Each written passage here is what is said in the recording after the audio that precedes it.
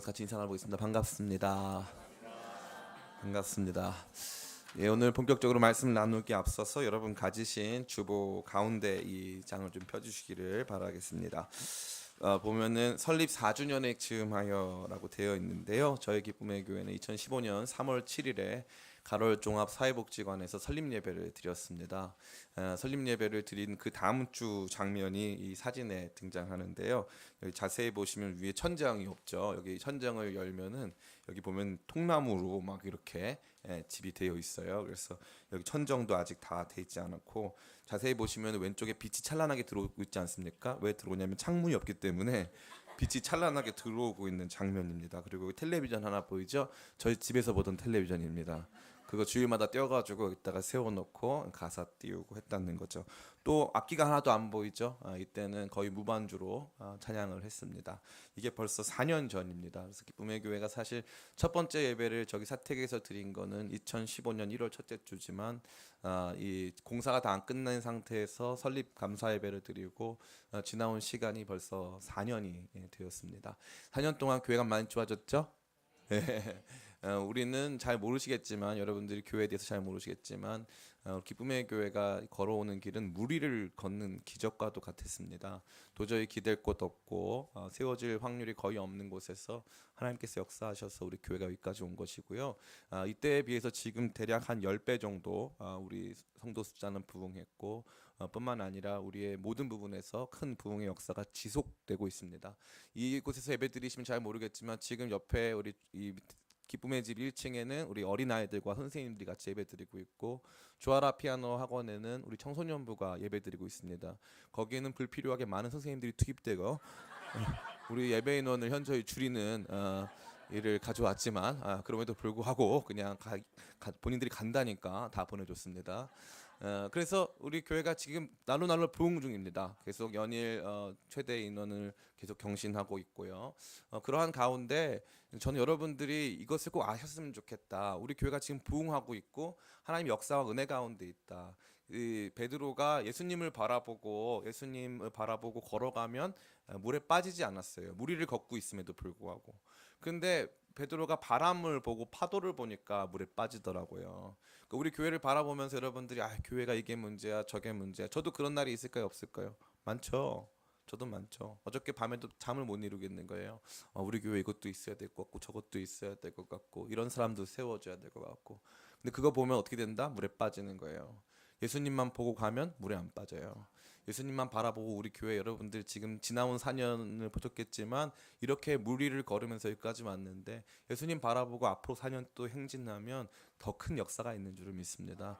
여러분 그 역사의 현장에 지금 계신 것입니다. 우리 옆 사람 같이 바라보면서 몰랐지만 당신은 개척 멤버. 올해가 우리 교회 개척의 마지막 해입니다. 그래서 올해까지 오신 분들은 다 개척 멤버로 저희가 해드리기로 했으니까, 여러분들 어디 가셔서 나는 교회에 그냥 다닌다 하지 마시고 나는 기쁨의 교회 개척 멤버다, 이런 자부심을 가지고 신앙생활 하셨으면 좋겠습니다. 근래 읽은 책 중에 저 자신의 가장 큰 도전을 던진 책을 최근 10년 안에 뽑아보라 한다면 그것은 카일 아이들먼 목사님이 쓰신 팬인가 제자인가라는 제목의 책입니다. 이 책 안에서는 예수님을 따르는 사람들의 분류를 두 가지로, 팬, 다시 말해서 예수님에게 열광하고 예수님을 따라다니고 예수님을 보기를 원하지만 예수님께서 원하시는 그 자리까지 나가기를 원하지 않는 사람들이 있는가 하면 예수님의 진짜 제자가 있음을 저와 여러분에게 설명해 주는 책입니다. 뭐 이 정도 내용만으로 저 자신에게는 큰 감동을 주지는 못했는데, 그 책 중간중간에 보면 그러한 설교 속에서 또 그러한 양육 속에서 도전을 받은 사람들의 자기 간증문이 들어 있습니다. 그 간증문을 보면 참 기가 막혀요. 처음에 전혀 예수님을 모르는 삶을 살다가 예수님을 인격적으로 만나고 고통 속에서 만난 다음에 그 예수님을 따르는 제자의 삶을 살기로 결단한 그들의 고백. 그래서 거기 맨 마지막에 보면은 나 누구누구는 더 이상 팬이 아닙니다. 저는 예수님의 제자입니다. 라고 고백하는 내용이 저 자신에게 큰 감동을 주었습니다. 그때 받은 감동은 마치 무엇과 같았냐면, 한동안 사람들과 동떨어져 순수 자연 속에 지내다가 다시 도시로 돌아와 사람들과 대화할 때 느껴지는 것과 굉장히 유사한 기분이었습니다. 뒤늦게 이 대학교 들어가가지고 학부과정과 신대원 과정에서 철학과 신학의 호수에서 배를 타고 논일다가 진짜 한 사람이 예수님을 인격적으로 만나고 체험해서 예수님의 제자가 되는 장면을 목격하니까 제 안에 이 책으로 주는 감동이 너무나도 컸다 하는 것입니다. 저는 지금도 교회 안에는 아직도 예수님을 피상적으로 알고 그분을 온전히 따르기에 주저하는 많은 팬들이 있음을 알고 있습니다. 심지어 저 자신도 그러한 팬과 같은 모습으로 주님 앞에 서 있을 때가 있기 때문에 그렇습니다. 그러니 여러분도 크게 실망하실 필요는 없습니다. 다만 한 가지 확실한 것은 오늘 주님께서는 여전히 그분의 제자들을 부르고 있다는 것입니다. 주님께서는 제자들을 부르십니다. 오늘 이 말씀에 등장하는 이 내용에서는요, 예수님이 이미 제자들이 있으세요. 많은 제자들이 있고 12제자가 있습니다. 그러나 사람들에게 다가가셔서 예수님이 너 나를 따르지 않겠냐, 너 나를 따라와라 라고 계속적으로 권면하시고 요청하시는 장면이 있는 것이죠. 우리의 삶의 수준, 우리의 신앙의 수준이 저차원적인 자리에 있다가 이제는 본격적으로 중급자 과정 혹은 고급자 과정으로 주님께서 계속 인도하시는 것처럼 저와 여러분들에게 주님께서 제자의 삶을 독려하시고 촉구하고 계시다는 것입니다. 그런데 그들의 모습이 어떠했습니까? 그들이 온전하기 때문에 예수님 따르라고 하셨습니까? 그렇지 않습니다. 그러기에 오늘 본문의 모습은 제자들을 부르시는 예수님의 모습과 함께 그 앞에 서서 예수님께 말씀드리며 자신의 삶의 모습을 보여줄 수밖에 없는 예수님을 따라다니는 사람들의 모습 역시도 보여주고 있다는 것입니다. 아무쪼록 오늘 말씀을 통해서 우리 자신의 모습을 다시 한번 발견하고 그럼에도 불구하고 우리를 제자로 부르시는 예수님을 다시 한번 만나게 되기를 예수님의 이름으로 축원합니다. 먼저 우리가 주목해야 될 것은 오늘 본문에 등장하는 세 가지 종류의 사람들입니다. 제가 여러분의 이해를 돕고자 이 사람들에게 각자 성격에 맞는 임의의 이름을 붙여 보았습니다. 첫 번째 제자의 이름은 나잘함 집사입니다. 이 나잘함 집사는 자기 신앙에 대한 강한 확신을 가지고 있는 것 같습니다. 그래서 그는 이렇게 말합니다. 57절입니다. 같이 한번 읽어볼까요? 시작. 길 가실 때 어떤 사람이 여짜오되 어디로 가시든지 나는 따르리이다. 아멘. 특별히 여기에서 우리가 주목해야 되는 단어는 바로 어디로 가시든지라는 단어입니다. 헬라어 동사 중에 가다라는 동사는 에르코마이라는 것이 매우 일반적인 동사입니다. 그런데 여기는 그냥 에르코마이가 아니라 아포 에르코마이라고 쓰여 있습니다. 그것은 멀리 가다, 먼 곳으로 가다라는 뜻의 동사가 되는 것입니다. 그러기에 이것을 다시 한번 현대적인 의미로 재해석해 보면 그 길을 걷고 있는 동안 어떤 사람이 예수님에게 이렇게 말했다. 당신이 아무리 멀리 가셔도 나는 당신을 따라갈 것입니다 라고 해석할 수 있습니다. 아무리 멀리 가도 나는 당신을 따라가겠습니다. 당신이 가시는 곳은 어디든지 따라가겠습니다. 마치 이 사랑 노래와 같이 그러한 모습으로 예수님을 향해서 자신의 믿음의 결단을 표현하고 있는 것입니다. 이 사람은 뒤에 등장할 다른 두 명의 사람들과는 달리 자기의 결단이나 선택에 대한 강한 확신을 가지고 있으며 동시에 스스로 준비되어 있다고 판단하고 있습니다. 어찌 보면 이 사람은 참 부러운 사람입니다. 그죠? 나는 예수님을 따르겠습니다. 자신 있습니다. 많이 준비했습니다. 당신이 어디로 가든지 따르겠습니다. 이렇게 말할 수 있겠다면 얼마나 좋을까요? 우리의 신앙 안에서 이러한 확신이 있다면 얼마나 감사할까요? 근데 예수님은 뭐라고 말씀하십니까? 이 사람에게 이렇게 말씀하십니다. 58절입니다. 같이 한번 읽어보겠습니다. 시작. 예수께서 이르시되 여우도 굴이 있고 공중에 새도 집이 있으되 인자는 머리 둘 곳이 없도다 하시고. 아멘.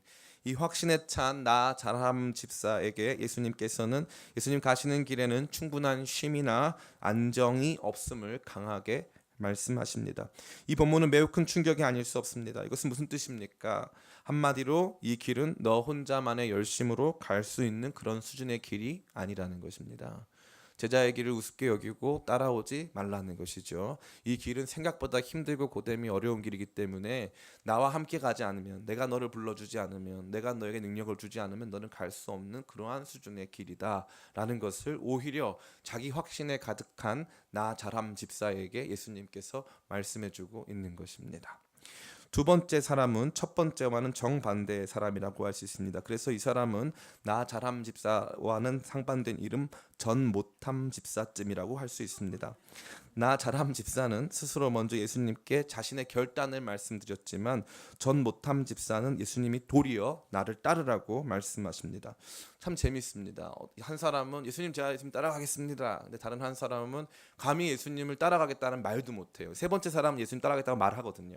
근데 이 사람은 아무 말도 못해요. 가만히 있어요. 그러니까 뭐라고 말씀하시면 예수님이 말씀하세요. 예수님이 나를 따르라 이렇게 말씀하시는 것입니다. 저는 어떤 의미에서 이것이 큰 은혜가 아닌가 생각합니다. 예수님이 친히 불러주는 사람이기에 얼마나 큰 일입니까? 그런데 전 못함 집사는 뭐라고 말합니까? 그는 자신의 아버지를 장사 지내고 와야 한다고 말해주고 있습니다. 59절입니다. 같이 한번 읽어보겠습니다. 시작. 또 다른 사람에게 나를 따르라 하시니 그가 이르되 나로 먼저 가서 내 아버지를 장사하게 허락하옵소서. 아멘. 여기에서 오해의 여지를 줄이고자 하여 이 말씀을 다시 한번 해석해 보자면 지금 아버지가 돌아가셨기 때문에 아버지의 장례 절차를 마치고 오겠다는 뜻이 아니고 이것은 아버지가 아직 돌아가시진 않았지만 연로하시기에 언제 돌아가실지 모르니까 아버지 돌아가신 다음에 예수님 따라가겠다라고 하는 고백이 되는 것입니다. 이 사람은 어떤 상태입니까? 사실 이 사람에게는 하나님 나라나 예수님을 따르는 삶보다 가족과 함께 인간적인 삶의 모습을 온전히 갖추는 데 많은 관심을 가지고 있음을 볼 수 있습니다. 예수님께 나와서 따르겠다고 말하지도 못했고 또 여전히 내 안에 아직 돌아가시지도 않은 아버지에 대한 우려를 가지고 있다는 것이죠. 이 사람에게 예수님이 뭐라고 답을 주십니까? 바로 60절 말씀입니다. 같이 한번 읽어보겠습니다. 시작. 이르시되 죽은 자들로 자기의 죽은 자들을 장사하게 하고 너는 가서 하나님의 나라를 전파하라 하시고. 아멘. 이 사람에게 주님께서 주시는 말씀은 한마디로 하나님 나라를 전파하는 것이 훨씬 중요하고 긴급한 일이다라고 말해주는 것입니다. 많은 분들이 목사님 이러면은 너무 이 가족들을 등한히 하거나 또 우리가 사회적으로 받아들일 수 있는 수준의 삶이 아닌 그 무언가를 요구하는 것입니까? 라고 저에게 물어보신다면 저의 대답은 그렇다라는 것입니다. 예수님을 따르는 제자들의 삶은요, 생각보다 강한 우선순위의 변화를 촉구하고 있는 것입니다. 가족보다 주님이 중요하다. 내 삶의 성공보다 주님이 중요하다. 주님을 따르는 일이 내게 더 긴급하다. 하나님 나라를 전파하는 것이 내게 더 강한 우선순위이다라는 것이 예수님께서 이 사람에게 전 못함 집사에게 말씀해 주시는 내용입니다. 가족보다 중요하답니다. 예수님을 따르는 일이. 예수님을 따르는 일이 그 무엇보다 시급한 문제라고 예수님께서 말씀하고 계시다는 것입니다.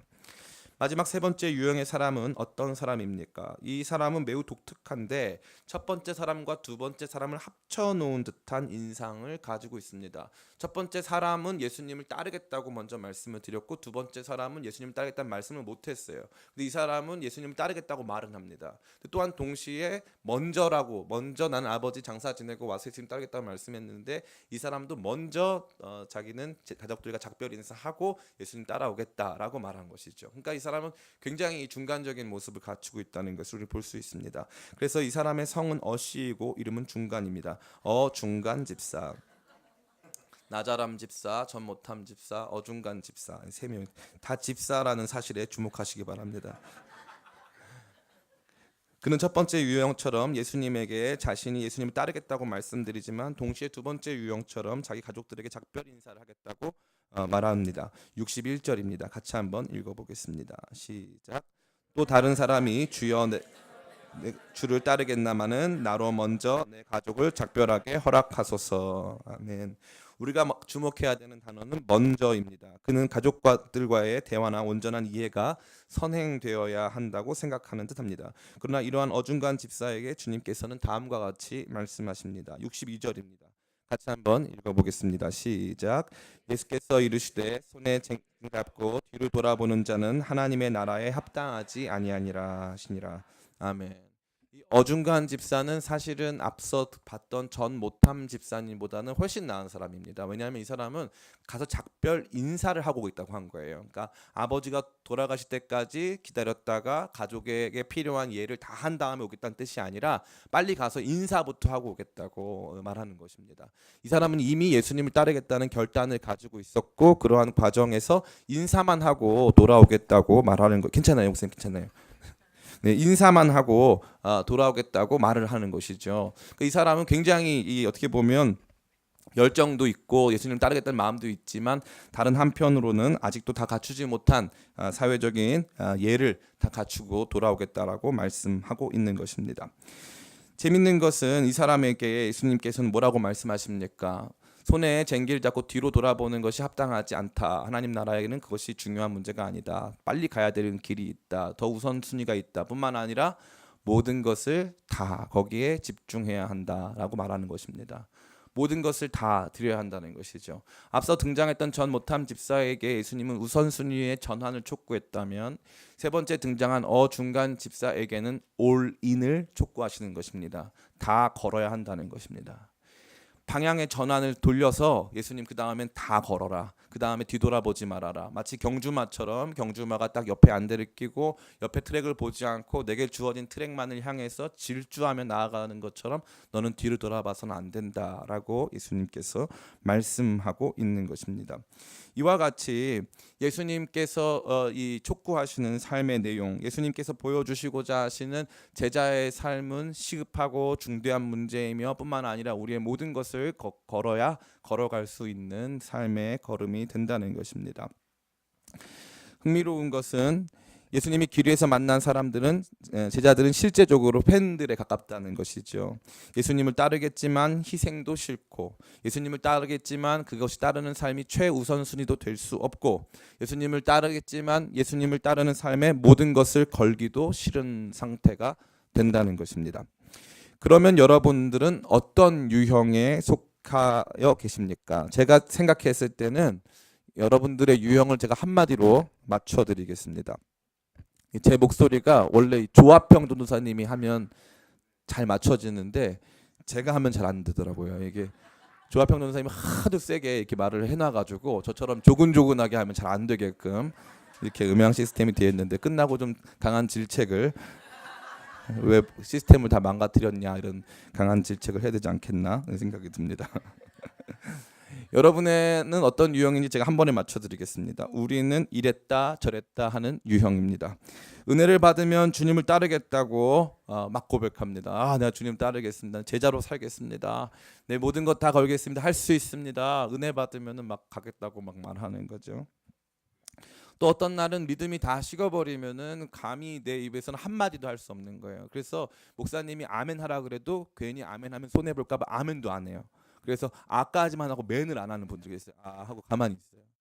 그래서 참 재밌죠. 은혜 받을 때는 주님 내가 어디든 따라가겠습니다. 뭐든지 할 수 있습니다. 얼마나든지 걸 수 있습니다. 그러다가 은혜가 딱 사라지면 저는 아무것도 못하니까 뒤로 딱 들어서 숨는 거죠. 그리고 나서 전면에 뭘 내세워요? 비겁하게 아빠를 내세워요. 우리 아빠 돌아가시면 그때 잘 믿을게요. 집에 우리 남편이 있는데 남편 잘 저거 한 다음에 내가 믿을게요. 우리 자녀들 다 키워놓고 내가 믿을게요. 제가 제일 안타까운 건 뭐냐면은 우리 청소년들 또 청년들 있는데 부모님들이 자녀 신앙에 관련돼서 고등학교 때 많이 타협을 합니다. 그래가지고 신앙도 중요하지만 사실은 너의 삶이 좀 더 중요하니까 신앙생활은 교회 나가서 일주일에 한 번 교회 나가서 거기서 받으면 되고 이 학교에 들어가는 문제 매우 중요한 문제다. 그런데 제가 너무 아쉬운 건요, 그 아이가 학교를 들어가면 신앙을 버려요. 대부분의 경우 그렇습니다. 공부 열심히 하라고 이제 해서 신앙에 대해서 우리가 최우선적인 가치를 두지 않기 시작하면 아이들이 신앙을 버리고 교회를 떠나는 거죠. 그래서 대부분의 아이들이 언제 교회를 떠납니까? 대부분의 아이들이 고등학교 졸업과 함께 교회를 졸업합니다. 부모 세대에게 있어서 이제 영향을 받던 그런 시기를 넘어서면 이제 자기 스스로 판단을 하는데 그 과정에서 부모님이 보여줬던 건 뭐냐면 예수님 따르는 문제는 시급하지 않다. 예수님 따르는 문제에 희생이 요구된다면 잠깐 망설여라. 예수님 따르는 삶에는 모든 것을 걸 필요는 없다. 예수님 따르는 삶에 분산 투자해야 된다. 예수님을 따르는 삶은 보험처럼 증권 투자처럼 가르쳤기 때문에 아이들의 삶에도 그것에 대한 전면적인 투자, 전면적인 삶의 헌신을 보기가 매우 어렵다는 것입니다. 수많은 제자들이 거기 있는 거죠. 그래서 타협하는 종류가 어느 정도냐면은 그래도 제가 봤을 때 그나마 이 셋 중에 누가 제일 나으냐? 제가 봤을 때 세 번째가 제일 나아요. 어중간 집사. 그나마 여러분 어중간도 하시길 바랍니다. 어중간 집사 그나마 제일 나은 사람이에요. 이 사람은 작별 인사만 하고 오겠다는 거예요. 작별 인사만 하고. 그래도 빨리 갔다 오겠다고. 어떻게든지 자기가 좀 해야 될 역할을 하고 빨리 오겠다고. 예수님은 지금 무슨 이 전체 이 본문이 어디에 놓여져 있습니까? 길 가실 때에라고 되어 있어요. 예수님은 십자가를 향해서 걸어가실 때, 예수님은 계속 현재 진행형입니다.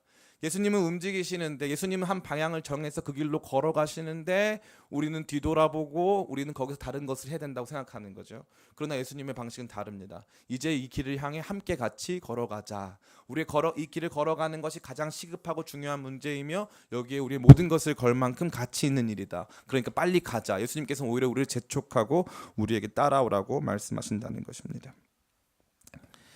그리고 우리 힘으로는 제자가 될 수 없습니다. 예수님이 불러주실 때, 예수님께서 지속적으로 불러주시고 우리에게 가르쳐 주시고 우리에게 은혜 주시고 힘과 능력을 주실 때야 비로소 제자가 될 수 있음을 오늘 본문의 말씀은 잘 말해주고 있습니다. 그렇다면 이러한 제자들 말고 예수님의 모습에도 주목해야 될 필요가 있지 않겠습니까? 예수님의 어떠한 모습에 우리가 주목해야겠습니까? 첫 번째로 예수님은 자신을 따라올 것을 요구하신다는 것입니다. 예수님은 우리가 그 길을 따라가기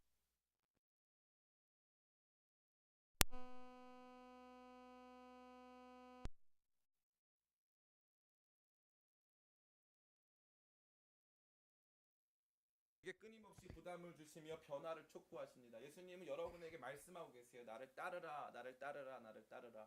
주님, 전 여기가 좋은데요. 아니, 너 나 따라와라, 나 따라와라. 한 단계 더 올라가자, 올라가자. 주님께서 말씀하신다는 것입니다. 그저 내 자리에 머물러서 신앙의 어떠한 자기 기준을 딱 마련해 놓고 이 이상은 갈 수 없는 상태가 되자 하는 것은 참으로 비참한 상태가 아닐 수 없습니다. 예수님은 계속 말씀하신다는 거죠. 어떤 사람이 연애를 하는데 연애 기간이 한 45년쯤 된다 생각해 보십시다. 25살에 시작한 연애를 70세까지 결정을 못했어요. 결혼할 결정을. 아직은 잘 모르겠어. 아직은 내가 준비가 안 됐어. 그 얼마나 좀 우스꽝스러운 모습이겠습니까? 그런데 우리의 신앙이 똑같다는 거죠. 예수님은 결혼하자는 거예요. 결혼은 뭡니까? 배타적 관계 안으로 들어가자는 것이죠. 결혼 상대자 이외의 다른 사람들과는 더 이상 교제할 수가 없고 이제 결혼 상대자가 나의 전부가 되는 그 관계 속으로 들어오라는데 나는 결혼은 싫다는 거예요. 예수님하고 연애는 좋은데 예수님하고 결혼은 싫다. 예수님한테 다 드리는 것은 무언가 내 삶에 손해가 임할 것 같다. 예수님에게 다 드리는 삶은 나의 삶의 최우선순위가 될 수는 없다. 예수님에게 다 드리는 삶은 나의 모든 것을 갖기에는 내가 불안하다.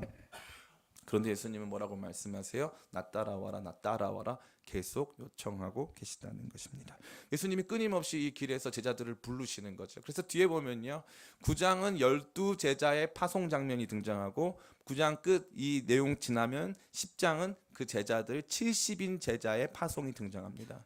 제자의 숫자가 계속 증가하는 것을 우리는 볼 수 있는 것이죠. 그래서 예수님은 사람들을 계속 요청해요. 여러분들을 계속 요청합니다. 기쁨의 교회가 가지고 있는 아주 어려운 문제가 뭐냐면 우리 기쁨의 교회는 생각보다 헌신자가 많이 없다는 거예요. 많은 분들이 헌신하고 있지만 생각보다 헌신자가 많이 없다. 그래서 제가 가끔 그런 생각이 있어요. 제가 이 설교하면 우리 성도님들이 교회 떠나겠다 할 때가 있어요. 여러분 더 헌신하세요. 더 우리 교회의 일원이 되세요. 이렇게 설교하면은 떠나겠다. 이제 그만 좀 우리 교회 탐방 오시고 이제는 하나가 되세요. 그러면 우리 교회 떠나겠다. 요즘에 많은 교회들이 그래요. 대형 교회 왜 좋아합니까? 대형 교회 가면요 그 예배를 소비할 수 있거든요. 거기서는 적당하게 연애 관계를 유지할 수 있거든요. 사랑 관계로 들어가기에는 내 삶을 드리기에는 제자가 돼가지고 뭔가 훈련을 받고 뭔가 더 깊이 인벌브 되기에는 나는 사실 좀 무섭다 할 때가 있다는 거죠. 근데 예수님 뭐라고 말씀하세요? 따라가라, 따라와라, 나를 따라와자, 함께 가자, 이 길을 함께 걷자. 주님께서 여러분을 초청하고 있다는 것입니다. 두 번째로 예수님은 우리의 모든 내면을 아시기 때문에 그분을 속이는 것은 나 자신을 속이는 일보다 어렵다는 것입니다.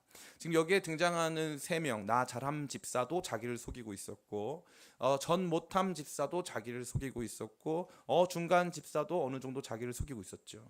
나 잘함 집사는 나는 뭐든지 할 수 있을 것이라고 하는 신앙적 자아 도취에 빠져서 자기를 속이고 있었습니다. 그래서 예수님 가시는 그 길을 따라갈 수 있다는, 예수님 가시는 길을 뭔지도 몰랐고 자기 자신이 어떠한 상태인지도 알지 못해서 완전히 자기 신앙의 이 나르시즘이 자기를 기만하는 상태에 이르게 된 것입니다. 저는 이런 분들을 아주 많이 봅니다. 신앙생활을 오래 했다고 판단하시는 분들, 교회 생활에 익숙하고 다양한 영적 경험을 가지고 있는 분들 중에 실제로 예수님을 따르는 길을 걷자고 하면 그 길을 포기하고 그 길 가운데 머무를 수도 없는 분들이 너무나 많다는 것이죠. 제가 예전에 미혼일 때 많은 분들이 저한테 오셔가지고 참 우리 이요한 전도사님은 정말 1등 신랑감이다, 이런, 우리 사모님이 이 설교 듣길 바랍니다. 1등 신랑감이다 막 이런 얘기를 너무나 많이 들었어요. 너무나 많이 들었는데, 그래서 제가 그때마다 그 권사님들에게 꼭 물어보고 싶었어요. 그러면 만약에 권사님 딸이 있으면 저한테 주겠습니까? 라고 물어보고 싶더라고요. 주실까요? 안 주실까요? 그래, 너무 크게 말씀하시는 전도사, 안 주. 너무 크게 말씀하시네. 재밌어요. 자기 딸이 있으면 안 주셨을 거예요. 왜 안 줘요? 권사쯤 됐는데요. 기도 많이 하시거든요. 기도 많이 하고요. 그분 아주 신앙 좋은 분이에요. 그리고 좋은 목회자들도 알아볼 줄 알고 막 그런, 절대 딸 안 줘요. 왜요? 자기는 신앙이 좋은 줄 알아요. 그런데 희생을 강조하는 순간, 난 그 정도까지는 몰랐어요. 그 길을 그렇게 가는지는 몰랐어요. 저는 싫어요. 이상한 신앙적 나르시즘에 빠져가지고 다른 사람 신앙 정죄하고 다른 사람 신앙보다 내가 높다고 생각하지만 실제적으로 예수님이 희생을 강조했을 때, 머리 둘 곳 없는 곳을 향해서 같이 걷자고 했을 때 걷기 싫다는 거죠. 나는 못 걷겠다는 거죠. 주님을 위해서는 막 땅끝까지 갈 것처럼 말해놓고서는 실제적으로 조금만 어려움이 닥치면 나는 그거 못하기 싫다는 겁니다. 속고 있던 거죠. 또 어떤 사람이 있습니다. 전모탐 집사. 전모탐 집사도 계속 어떻게 자기를 속이고 있는 거죠. 아버지 장사 지내야 되거든요. 전모탐 집사가 얼마나 효자인지는 모르겠어요. 근데 뭐 아버지 장사 지내는 게 너무 중요하기 때문에 예수님 따르는 일은 좀 뒤로 미루겠습니다. 예수님 뭐라고 말씀하세요? 죽은 자들로 죽은 자를 장사 지내게 하고 너는 나를 따라가자. 아버지 장사 지낼 일들은 결국 아버지가 알아서 하실 것이고 나중에 이루어질 일이기 때문에 이제 너를 날 따라오는 것이 우선적으로 필요한 문제다. 우선적으로 필요한 문제라고 말씀하는 거죠.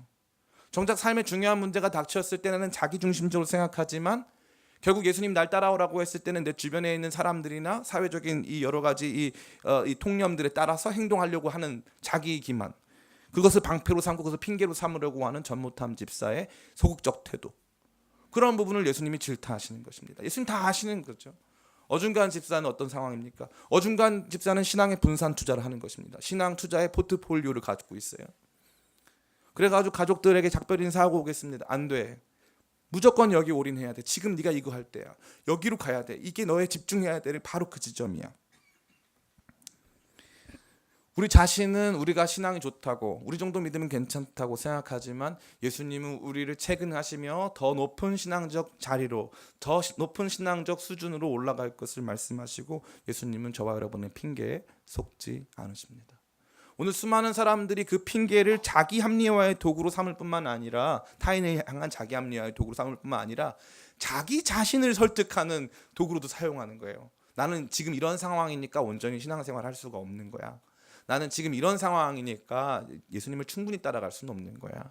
그리고 나 정도면 충분히 따라가고 있어. 이러한 수준으로 예수님을 향한 전적인 우리의 헌신을 날로 축소시키고 있다는 것입니다. 예수님은 그러나 속지 않으십니다. 세 번째로, 예수님은 자신을 따른 일에 대해서 매우 강경한 어조로 말씀하고 있는 것입니다. 예수님은 적당히 속아주지 않으시고 그들을 향해 강경하게 말씀하십니다. 그들을 여러 핑계와 안주 속에 내버려 두지 않으시고 그들을 체근하시면서 그들을 끌어올리고 있는 것입니다. 그들을 끌어올리셔서 예수님을 따르는 길을 향해 촉구하시고 강하게 밀어 당기고 있는 것입니다. 우리는 쉽고 편안하게 해주는 사람을 좋아합니다. 우리 기쁨의 교회가 뭐가 좋아요? 헌신 강요합니까? 안 합니까? 네, 안 합니다. 혹시 저한테 강요당하신 분 있으면은 뭐 이렇게 한번 하나님께 기도해 보세요. 저는 이렇게 특별히 강요를 잘 하지 않습니다. 그래서 저는 강요하지 않는데, 강요도 안 하고 우리 기쁨의 교회는 특별한 의무사항도 없습니다. 뭐 제가 보기에 우리 교회가 먼저 추구해야 될 방향이 거기에 있지 않기 때문에 기쁨을 먼저 회복하는 것이 저는 당연히 그 우선순위고 중요한 문제라고 판단하기 때문에 여러분에게 엄청난 신앙적 강요를 하거나 하지는 않습니다. 그런데 가만히 보면 정작 삶 속에서 가장 중요한 가치는 주로 우리에게 있어서는 주입되거나 또 훈련을 통해서 얻게 된다는 것입니다. 주입되거나 훈련되지 않고서 얻을 수 있는 것은 거의 없습니다. 거의 없어요. 힘겨운 과정을 통과하고 그것에 많은 시간과 열정과 에너지를 투자하지 않으면 결국 우리는 그것에 일정한 수준에 도달할 수 없을 때가 너무나 많다는 것입니다. 저는 수영을 꽤 합니다. 꽤 하는데 왜 수영을 하게 됐냐면은 초등학교 때 여기 삼각지에 있는 초등학교 나왔는데, 초등학교 때 일본식 초등학교, 아주 옛날에 지은 학교들은 주로 학교 안에 수영장이 있었어요. 수영장이 있어가지고 의무로 수영을 배워야 돼요. 그래서 초등학교 때 배운 수영이죠. 초등학교 때 그래도 열심히 배웠어요. 그냥 이 뭐 자유형, 뭐 평형, 배영 열심히 배웠습니다. 열심히 수영을 배웠는데 수영 실력이 늘까요, 안 늘까요? 안 늘어요. 절대 안 늘어요. 시간이 지나면 절대 안 늘어요. 연습한 만큼, 수고한 만큼, 안 되는데 조금 더 해본 만큼 실력이 상승하는 것입니다. 근데 많은 분들이 어떻게 하냐면 가만히 있는 신앙을 좋아해요. 멈춰 있는 신앙. 가만히 있으면 나중에 뭐가 되겠지. 하나님의 은혜는 우리를 끌어올리는 은혜입니다. 하나님의 은혜가 여러분을 가만히 냅두는 은혜가 아니에요. 저와 여러분들을 연단하시고 저와 여러분에게 징계하시고 때로 필요할 때 질책하셔서 주님께서는 저와 여러분들의 신앙을 조금씩 제자의 수준으로 이끌기를 원하신다는 것입니다. 그 과정에 대한 충분한 이해가 없으면 신앙생활에 있어서도 언제나 모든 것이 반복되기에 죄송한 표현이지만 신물 나는 신앙생활 될 때 많이 있어요. 또 수련회 가나? 또 뭐 하나? 또 교회에서 이거 하겠지? 교회 생활에 대한 철저한 이해는 있는데 신앙생활의 새로움과 기쁨은 전혀 없는 상태에 도달하는 중요한 이유가, 예수님께서 저와 여러분들을 향해서 이제 한 단계 수준을 업그레이드하기 위해서 필요한 에너지들을 쏟아 부으셔가지고 저와 여러분을 끌어올리실 때 우리의 핑계를 들어주지 않으시고 우리의 여러 가지 안주하는 삶의 태도, 나태한 삶의 태도에서 우리를 이렇게 들쳐미셔서 우리로 걷게 하실 때 걷지 않고 도망치다 보면 우리의 신앙은 아무것도 아닌 상태에 이르게 된다는 것입니다. 이제 말씀을 마치고자 합니다. 예수님이 가시는 예루살렘으로의 길 위에서 우리는 제자들을 부르시는 예수님을 보게 됩니다. 또한 그 예수님을 따라가는 제자들의 모습도 보게 됩니다. 예수님은 이미 여러 제자들이 있으셨지만 다른 새로운 제자들을 요청하시고 있습니다. 그분은 더 많은 사람들이 예수님과 더 깊은 관계 속에서 예수님을 온전히 따르는 신앙으로 나오기를 바라고 계십니다. 또한 그러한 예수님 앞에서 우리는 우리 자신의 신앙을 포장할 수 없습니다. 그 예수님은 저와 여러분을 강하게 질책하시면서 저와 여러분들의 삶에서 한 단계 더 올라올 것을 말씀하고 있는 것입니다. 그러한 예수님 앞에서 제자들은 준비되지 않은 열정과 잘못된 우선순위, 적당한 헌신의 모습을 보여주고 있습니다. 그러나 온전한 제자가 되기 위해서는 그렇게 할 수 없습니다. 그 길이 요구하는 희생에 대해서 고민해야 합니다. 원하는 대로 다 할 수는 없습니다. 머리둘 곳이 일정하지 않고 무언가 희생해야 하는 자리입니다. 예수님은 스스로 준비되어 있다고 생각한 제자를 향해 도리어 이러한 말씀으로 그의 준비를 반성케 하십니다. 인자가 가는 길에는 머리둘 곳도 없다. 또한 제자가 되어 예수님을 따르기 위해 거기에 최우선순위를 두어야 한다고 말씀하십니다. 죽은 자들로 다른 죽은 자들 장사지내게 하고 너는 나를 따라와라. 그게 가장 긴급한 일이고 가장 중요한 일이다. 예수님을 따르는 삶보다 더 가치 있고 중요하고 긴급한 것은 없기에 예수님께서는 모든 것을 붙잡고 예수님을 따라오라고 손에 쟁기를 잡고 뒤로 돌아보는 사람은 하나님 나라에 합당하지 않다고 말해주고 있습니다. 저는 여러분들 가운데 이러한 이 설교를 들을 때 어떠한 감정이 일어나는지를 알고 있습니다. 적당히 우리 마음 안에서 이것들에 대한 포장이 시작됩니다. 목사님 설교는 저렇게 했지만 또 우리의 삶은 또 지속돼야 되는 것이고 삶에 필요한 것들이 존재하기 때문에 그것을 최우선순위로 할 수는 없어 라고 하는 마음이 있으실 것 같습니다. 그런데 예수님 뭐라고 했어요? 예수님이요, 무서우세요. 예수님이 이 장면에서 굉장히 무서우세요. 굉장히 단호하세요. 그래서 여러분들을 조금씩 새로운 자리로 끌어가십니다. 제자로 끌어가세요. 예수님은 질책하시면서 제자로 끌어가세요. 계속적으로 요청하시고 계속적으로 말씀하신다는 것입니다. 그래서 여러분들을 그 자리에 이르기까지 인도하신다는 것이죠. 기쁨의 교회를 정의하자면 우리 교회는 어떤 교회일까요? 세상에는 병원 같은 교회도 있어요. 병원 같은 교회는 주로 고쳐줘요.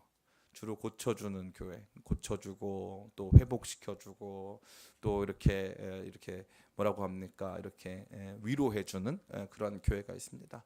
또 어떤 교회는 이제 학교 같은 교회가 있어요. 주로 배웁니다.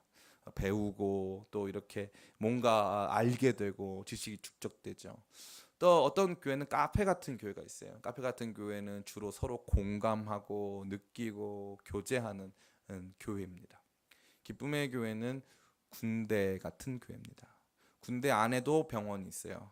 군대 안에도 식당도 있고 휴게실도 있어요. 군대 안에도 학교가 있어요.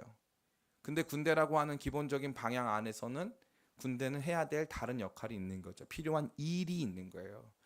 교회도 마찬가지고 제자들도 마찬가지예요. 언제까지나 우리가 가지고 있는 내면적인 상처와 아픔과 관련된 문제로만 씨름할 수도 없고, 언제까지나 하나님을 더 알기 원하는 지식의 문제로만 씨름할 수도 없으며, 언제까지나 여기에서 머물러 가지고 우리가 조싸우니 우리 공동체, 내 사람, 너 사람 하면서 살아갈 수도 없다는 것입니다. 예수님을 따라오는 삶을 요구하세요. 예수님을 따라오는 삶, 내 힘으로도 갈 수 없지만 그럼에도 불구하고 예수님께서 요구하시는 삶의 자리에 오르기 위해 거룩한 결단으로 나아가는 삶을 요구하신다는 것입니다. 우리가 포장해 놓은 우리 자신을 넘어서서, 우리가 적당히 타협해온 우리의 삶의 이야기들을 넘어서서 예수님께서 우리를 질책하시며 채근하시며 강하게 이끌어 가시는 그 길로 따라올 것을 예수님께서 말씀하신다는 것입니다. 사랑하는 성도 여러분, 제가 여러분을 사랑하기 때문에 말씀드립니다. 예수님을 적당히 믿기보다는 잘 믿을 때 행복합니다. 적당히 믿을 때는 거의 재미가 없어요. 적당히 믿을 때는. 잘 믿으면 재밌어요. 잘 믿으면 훨씬 신납니다. 그런데 많은 분들이 적당히 믿고 거기에 안주하려고 합니다. 기쁨의 교회는 말씀드렸다시피 군대 교회예요. 군대 교회니까 여러분은 조금 힘들게 할 수 있어요. 조금 여러분이 안정됐으면 좋겠다 할 때 움직일 가능성이 있어요. 조금 나는 여기 머물렀으면 좋겠다 할 때 여러분 등 떠밀어서 뭔가 하라고 할 수도 있어요. 그래서 좀 불편한 교회가 될 거예요. 저 아직 젊어요. 아직 젊기 때문에 우리 교회 한번 망해도 다시 일어날 수 있을까요, 없을까요? 있어요. 그래서 어떻게 할 수 있어요? 그래서 말씀대로 한번 해볼 작정이에요. 말씀대로. 제가 아마 제 생각으로 제가 50살이면 못했을 것 같아요. 그거 무서워서 못했을 것 같아요. 그런데 40살이니까 할 수 있어요. 조금 힘내서 진짜 제자가 돼보는 그러한 교회가 되길 원합니다. 진짜 제자가 돼보는 여러분의 삶이 되길 원합니다.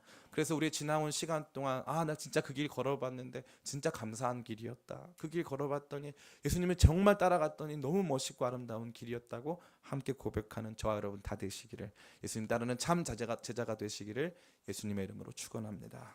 우리 같이 기도하시겠습니다. 같이 기도할 때 주님